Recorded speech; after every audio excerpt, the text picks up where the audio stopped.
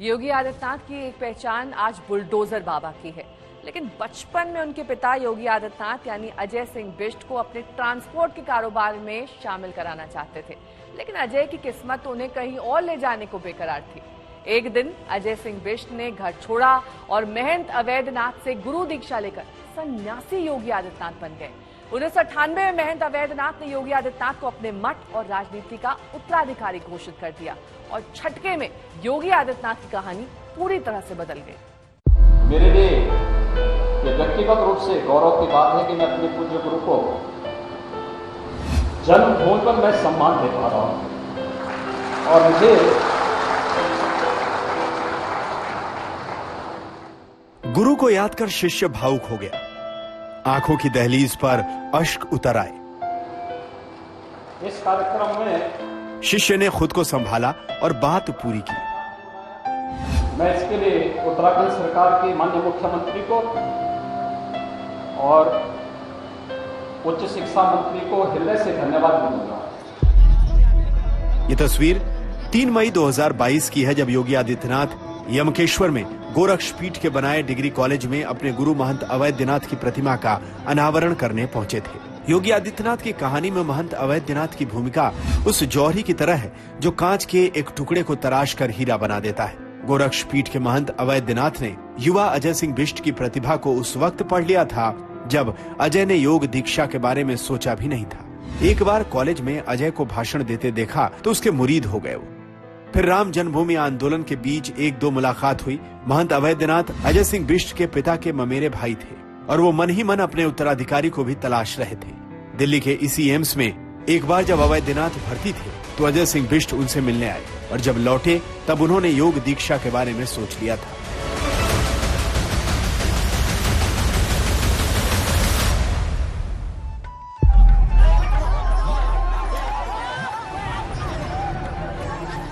पंद्रह फरवरी 1994 को बसंत पंचमी के शुभ दिन अजय सिंह नाथ पंथ योग में शामिल हुए और उनका नामकरण हुआ आदित्यनाथ। इसके कुछ दिन पहले से घर वालों को अजय की खबर मिलना बंद हो गई थी, लिहाजा जब उन्हें अजय के आदित्यनाथ बनने की खबर मिली तो हैरान परेशान होना लाजमी था।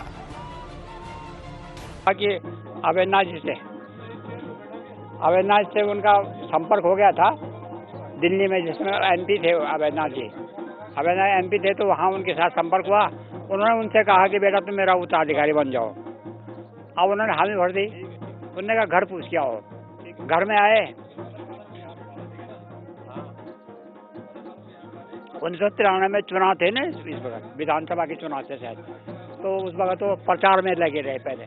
फिर प्रचार के बाद अपनी माँ को पूछा तो माँ ने कहा चले जाओ।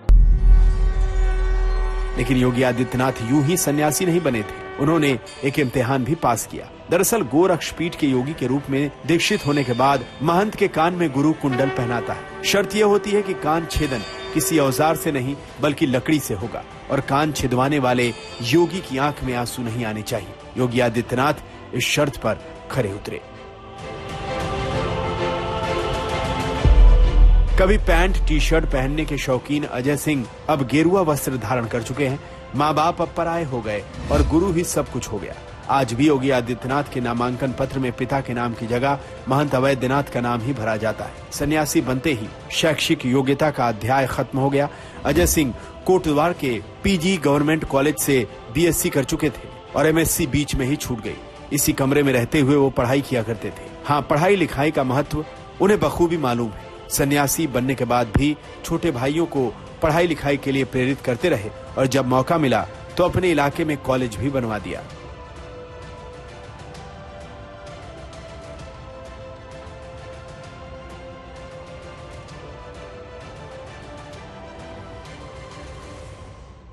बड़ा योगदान रहा महाराज जी का कि यहाँ पर शिक्षा दी उन्होंने, और जिसके कारण हमारी बेटियां जो कभी 12th के बाद एक सपन जैसा था कि पढ़ नहीं पाती थी और संभवतः कभी कभी पेरेंट्स को, माता पिता को इसके लिए पलायन करना पड़ता था, वो पलायन रुका। बड़े विद्वान थे नेगी जी, बहुत ही दिमागदार, सीरियसली और सिंसियर थे। अपने टॉपिक पे बात करना, फालतू बोलने की उनकी आदत नहीं थी। योगी आदित्यनाथ को योग दीक्षा लिए हुए 30 साल हो चुके हैं। अब उनसे जुड़ी कोई भी कहानी उस तरह नहीं चौंकाती जैसे पहले चौंकाती थी। मसलन देश के सबसे बड़े सूबे के मुख्यमंत्री की बहन अपने गांव में छोटी सी चाय की दुकान चलाती है और इसे लेकर न सीएम को कोई अफसोस है, न बहन को भाई से कोई शिकायत।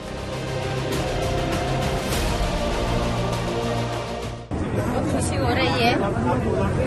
5 साल में वो पहली बार घर में आए, क्योंकि माता जी से नहीं मिले थे। 17 में आए थे, 17 के बाद कल आए यहाँ। तो कल से मम्मी भी खुश हो रखी है और गांव वाले भी सभी खुशी हैं। मतलब दूर दूर से लोग आ रहे हैं और मिल के जा रहे हैं, प्रणाम करके जा रहे हैं, आशीर्वाद ले रहे हैं सब। और हमको तो खुशी होनी है। योगी आदित्यनाथ का अब अपने गांव पंचूर बहुत कम आना होता है। 2022 में जब वो गांव गए तो करीब 5 साल बाद मां से मिले थे। ये तस्वीरें उसी वक्त की हैं। मुझे पहचान लिया है।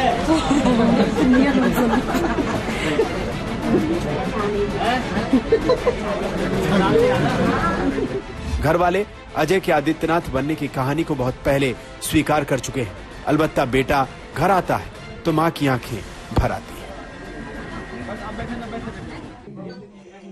खुशी है हमें, बहुत अच्छी, बहुत अच्छी। वो पहले से ही वैसे थे, हाँ, जैसे गम वैसे सब आगे थे ना, ज्यादा नहीं बोलते। योगी आदित्यनाथ ने इस गांव में अपना बचपन गुजारा है। यहाँ उन्होंने कई पेड़ लगाए, गायों से दोस्ती की और इसी गांव में रहते हुए पहाड़ की उन दुश्वारियों को जाना समझा जिससे आम लोगों का जीवन कितना मुश्किल होता है, ये उन्हें समझ में आने लगा था। पंचूर से गोरखपुर पहुंचने के बाद भी ये संवेदनशीलता कायम रही। ये अलग बात है कि गोरक्षपीठ में उन्होंने सियासत का पाठ पढ़ना भी शुरू कर दिया था, जहां के महंत और उनके गुरु अवैधनाथ सांसद भी थे। 60 के दशक में गोरक्षपीठ में सियासत की एंट्री हुई। महंत अवैधनाथ ने सियासत और संन्यास दोनों को बखूबी साधा। वो 4 बार विधायक रहे, फिर गोरखपुर से 2 बार सांसद बने।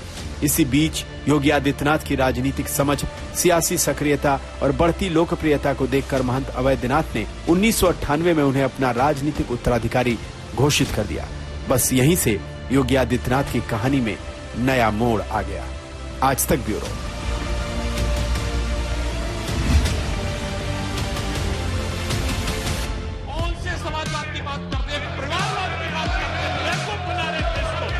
केवल भारत की नहीं, दुनिया की सदी होगी।